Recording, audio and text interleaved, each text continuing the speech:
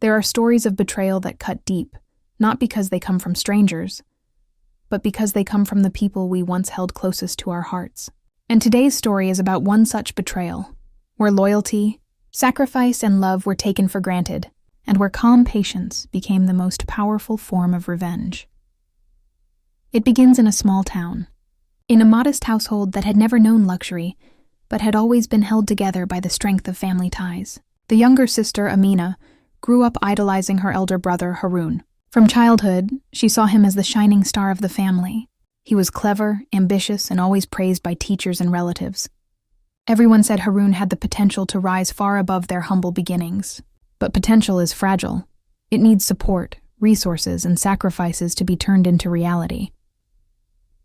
Their father had passed away when they were both still in their teens, leaving the family in financial strain.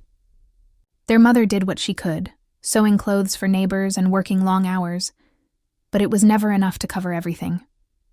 Harun dreamed of going abroad for higher education, convinced that this was his way to lift himself, and eventually the family, into a better life. But dreams cost money, and their mother's income was only enough to keep the household running. That is where Amina stepped in. Though she was a bright student herself, with teachers who encouraged her to pursue higher studies, she quietly set those ambitions aside. She made a decision that would shape the course of her life. She would work, sacrifice, and support her brother, even if it meant putting her own future on hold. At first, it started with small jobs, tutoring neighborhood children, helping in a local shop, stitching clothes late at night. But as Harun's ambitions grew, so did the expenses. Visa applications, tuition fees, accommodation costs in a foreign country. These were sums far beyond what their mother could manage. Amina doubled her efforts, sometimes working 3 jobs at once.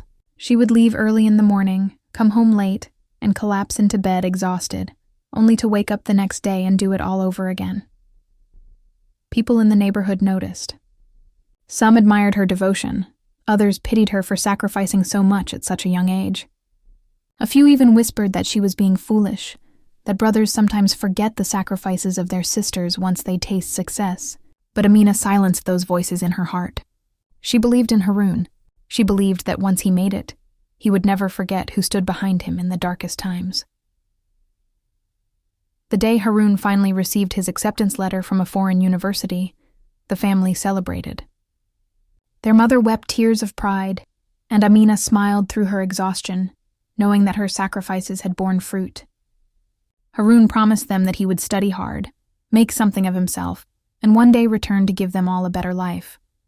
His words were warm, and at that time, they felt genuine. Life after his departure was not easy. With Harun abroad, Amina continued to carry the household burdens. She took care of her mother, managed the bills, and sent whatever little money she could scrape together to help Harun settle in his new life overseas. She skipped buying new clothes for years, patched her shoes until they could no longer be repaired, and gave up simple joys, like going out with friends or celebrating festivals, because every coin mattered. Yet despite all this, she never complained. In her heart, she carried a quiet pride.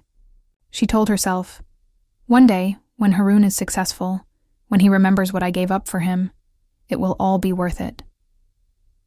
And Harun did succeed. Over the years, he climbed the ladder in his new country. He earned his degree, then a good job, and eventually recognition in his field. He became known as a rising figure, respected in his professional community.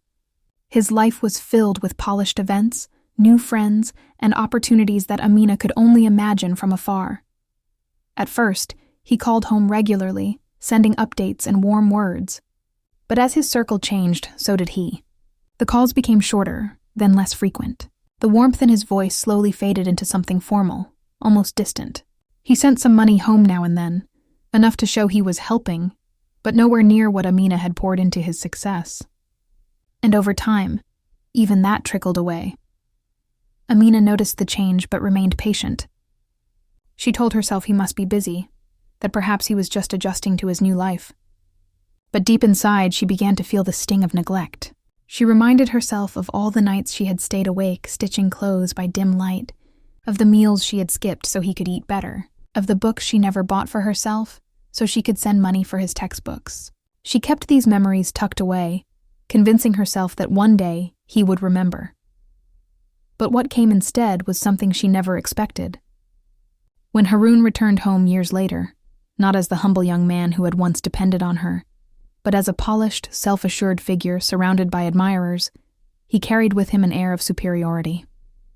He acted as though his success was entirely his own making, with little acknowledgement of the sacrifices behind it. In conversations with relatives, he brushed aside any mention of Amina's efforts. At public gatherings, he introduced himself as someone who had risen from nothing, carefully crafting a story that erased his sister's role entirely. The final blow came when he began to treat Amina as a burden, even suggesting that she was holding him back socially. He hinted to colleagues and new friends that he had little connection with her, as if admitting their bond would tarnish his carefully built image. For Amina, the betrayal was not loud or dramatic. It was slow, cutting, and suffocating. It was the quiet erasure of her sacrifices, the rewriting of their family history to make it seem as though she had done nothing. Each denial felt like a knife twisting deeper into the very heart she had once poured into his dreams. But Amina was not a woman who believed in shouting, in anger, or in revenge fueled by rage. She had lived her life in quiet dignity, and she would not abandon that now. If Harun wanted to erase her, she would not fight him with loud words. Instead, she would let the truth speak for itself. And truth, as she knew well, has a way of surfacing when the time is right. So she began, silently and carefully, to gather what she needed. Old receipts of money transfers, letters and emails from years ago where Harun had thanked her for her sacrifices, neighbors who remembered her hard work, and even her old diaries where she had noted down every payment, every job, every sacrifice made for him. She never spoke of it to anyone yet. She simply collected, preserved, and waited. Because Amina understood something her brother did not. Wealth and status can make people powerful in the eyes of society. But the respect of a community is built on truth, and when truth is revealed, it can shake even the most carefully built image. That was the beginning of her calm revenge. It did not involve shouting, fighting, or schemes of destruction. It began with patience, the same patience she had shown all her life. But this time it was not patience for his success. It was patience for justice. And justice, as Harun would soon learn, has its own quiet timing. Amina's decision to stay silent in the face of betrayal did not mean she was weak. Silence for her was not surrender. It was strategy. She had lived her life making sacrifices without fanfare, without expecting applause, and now she chose to prepare for the truth to reveal itself in the same way. Quietly, carefully, without haste. When Harun returned from abroad, his presence in their small town created a stir. He was the success story everyone wanted to see. Dressed in tailored suits, speaking with a polished accent, and carrying himself with the confidence of someone who believed he had transcended his humble roots, he quickly became the center of attention. Relatives who once doubted him now surrounded him with praise. Old acquaintances flocked to him, eager to be associated with his success. In all these gatherings, Amina was present too, but she noticed how invisible she had become in her brother's narrative. When someone casually mentioned, "Your sister worked so hard for you," Harun would smile politely and deflect, saying something vague like, "Yes, but everyone works hard. In the end, I had to make it on my own." He avoided acknowledging her sacrifices directly, as if by doing so he could rewrite the story of his rise. To outsiders, this seemed harmless, perhaps even normal, but to Amina, each denial was another wound. She remembered vividly the years she had spent laboring in silence.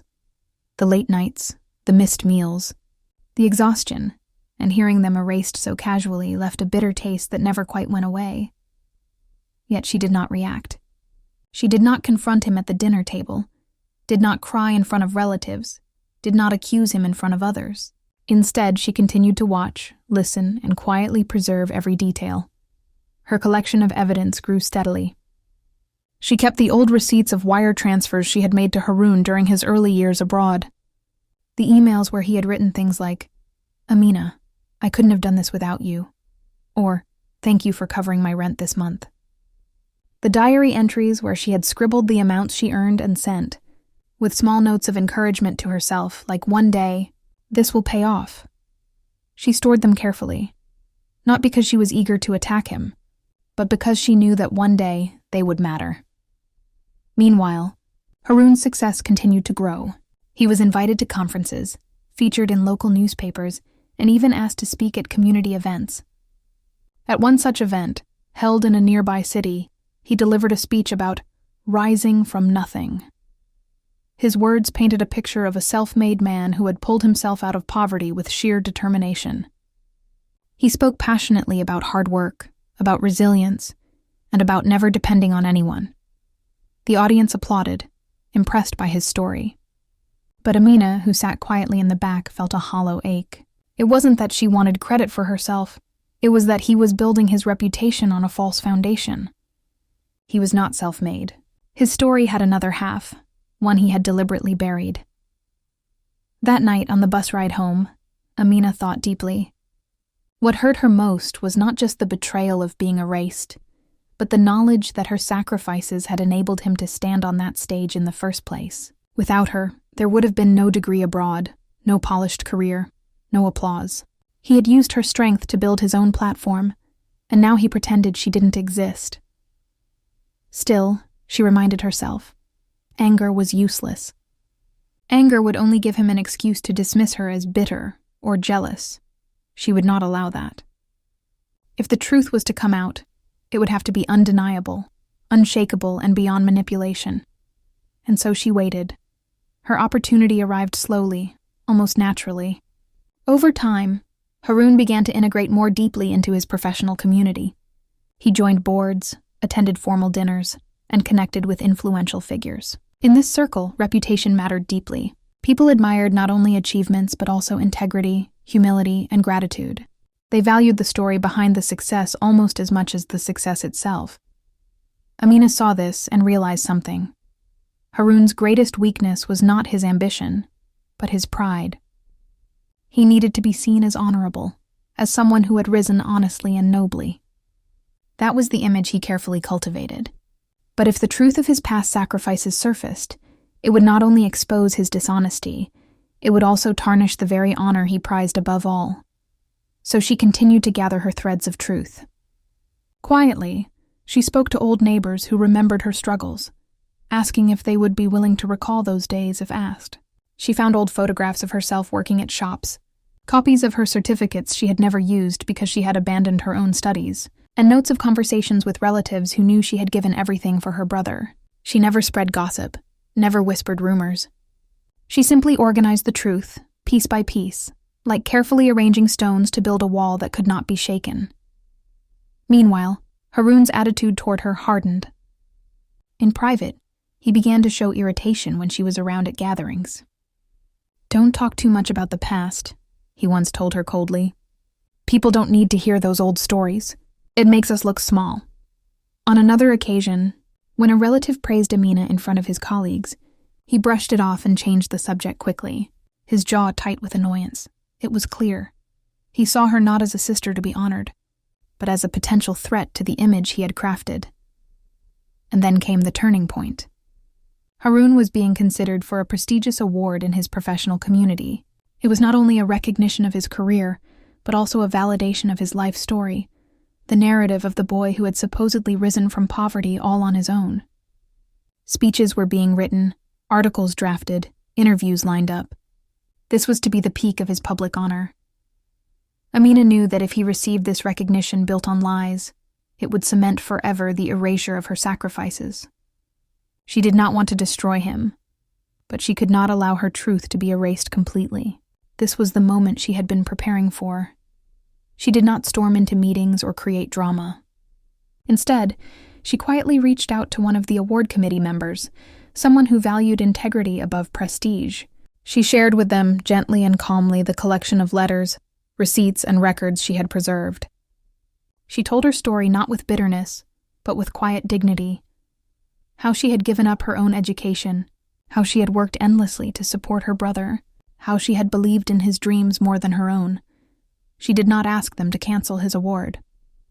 She simply said, "If you are honoring him for his story, then the story should be told truthfully." "That is all I ask." The committee listened.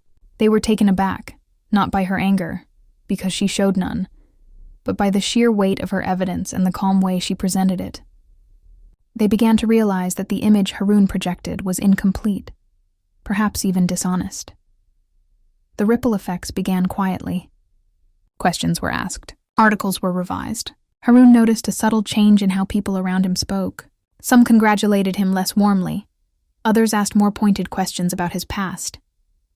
He sensed something was shifting, though he did not yet know exactly what. Amina watched, not with glee, but with a steady heart. She had not humiliated him, not dragged his name through the mud. She had simply let the truth breathe. And the truth, once released, has a way of traveling on its own. For the first time, Haroon felt his carefully constructed image tremble. The honor he valued most, the respect of his peers, was beginning to slip from his hands, not because of lies spread against him, but because the truth he had buried was finally rising to the surface, and this was only the beginning. The slow unraveling of Haroon's carefully polished image began like a whisper. At first, he hardly noticed it. An odd question here, a hesitant pause there, a polite smile that seemed a little too restrained. But whispers have a way of growing louder, and soon they were reaching ears that mattered. In his professional circle, reputation was everything. It was not enough to succeed. One had to succeed with integrity. Haroon had always known this, which was why he had built his story so carefully. The boy from a struggling family who had risen from nothing through his own effort. It was an inspiring narrative, one that people admired and celebrated. But when questions began to surface, questions about the sister he never mentioned, about the sacrifices quietly made in the background, his story began to look incomplete. It started during a dinner hosted by one of his colleagues. Over the meal, someone casually asked, "Haroon, I heard your sister played a big role in your early years. Why don't you ever talk about her in your speeches?" The question was simple, even innocent. But to Haroon, it felt like a stone dropped into still water, sending ripples across his carefully maintained calm. He forced a laugh, waved the comment away, and replied vaguely, "Oh, everyone has help along the way. But in the end, it's your own hard work that matters." Yet the hesitation in his voice was noted. People who had admired him for his supposed humility began to sense something else. Pride, perhaps even dishonesty. The colleague who asked the question did not push further, but others began to wonder. Amina, meanwhile, remained quiet. She did not confront him or reveal herself at gatherings. She simply lived her life with the same patience she had always carried. She cared for their aging mother, worked steadily, and let the truth spread naturally. The documents she had shared with the award committee had started the process. Now, the story was no longer hers to push forward. It was carried by those who valued honesty above flattery. When the night of the award ceremony finally arrived, Haroon was nervous in a way he had never been before. He had expected to feel triumphant, but instead, he felt watched. Whispers floated around the hall, small fragments of conversation that he could not fully catch, but enough to unsettle him. The committee chair introduced him with polite words, but there was a coolness to the tone that had not been there before. As Haroon stepped on stage to accept the recognition, the applause sounded thinner, less enthusiastic. He gave his speech, repeating the familiar lines about resilience, determination, and rising from poverty. But even as the words left his mouth, he sensed they were falling flat. Because by now, many in the audience knew that the story was incomplete. They knew there was a sister who had carried him through the darkest years, who had sacrificed her own future so he could have his, and they knew he had erased her from his narrative. When the speech ended, the applause was polite but restrained. Haroon left the stage with the award in his hand, but for the first time, it felt hollow. He had won the honor, but lost the admiration that gave it meaning. In the days that followed, the quiet unraveling continued. Articles that once praised him unconditionally now mentioned the sister in the background. Some even questioned why he had never spoken of her. suggesting that gratitude was as important as ambition.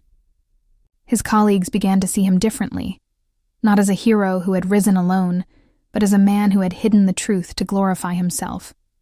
Haroon tried to fight back. He insisted to some that his success was his own, that his sister's role was exaggerated. But the more he dismissed her sacrifices, the colder people grew toward him. They did not need him to be perfect. They only needed him to be honest. And honesty was the very thing he had buried. Meanwhile, Amina's life remained unchanged on the surface. She still lived modestly, still cared for her mother, still walked through the same streets of their small town. But within the community, her story began to spread. Neighbors spoke of her sacrifices with respect. Relatives recalled her endless hard work. And slowly, she became known not as the forgotten sister, but as the quiet strength behind a man's rise. She did not ask for this recognition. It came naturally, flowing toward her because truth has a way of finding its own audience. People admired her calm dignity, the way she had never shouted or sought revenge with anger, but had simply waited for justice to reveal itself.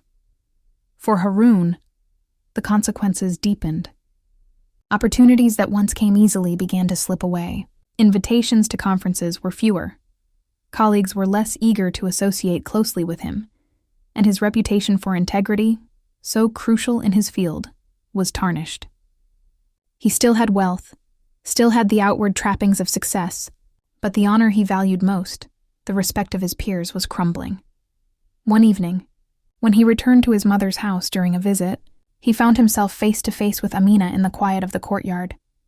For the first time in years, he looked at her not with irritation, but with something closer to shame.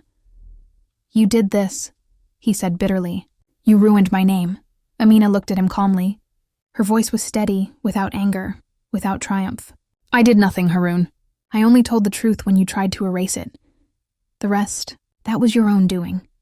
Her words struck him harder than any accusation could have, because deep inside, he knew she was right. He had built his success on her sacrifices, and then he had tried to pretend those sacrifices never existed. He had betrayed not only her, but himself. For the first time, Haroon felt the weight of what he had lost, not money, not status, but something far more valuable. Respect, both from others and from within himself. Amina did not press further. She did not demand apologies, did not seek to humiliate him. She simply turned away, continuing with her life as she always had, with quiet dignity. That was her revenge, not destruction but exposure. Not anger, but truth. And as time went on, that truth left a mark deeper than any act of rage ever could. Haroon lived with his wealth, but without the honor he once prized. Amina, on the other hand, found herself respected in ways she had never sought. She became known not just as his sister, but as a woman of strength, patience, and integrity. In the end, the balance had shifted. Haroon had lost the very thing he valued most, while Amina had gained something far more enduring: dignity in the eyes of her community and peace within herself. Her calm revenge was complete, not through loud battles or cruel schemes, but through the quiet, unstoppable force of truth. And that is what makes this story so powerful. Revenge does not always come with fire and fury. Sometimes it comes in silence and patience, and in the calm certainty that the truth will always find its way to the surface. If you found this story moving, and if you'd like to hear more stories of calm, patient revenge, stories where dignity triumphs over betrayal, please don't forget to like this video, share it with others who might appreciate it, and subscribe to my Calm Revenge. Your support helps bring more true-to-life stories that remind us of the quiet power of patience and truth.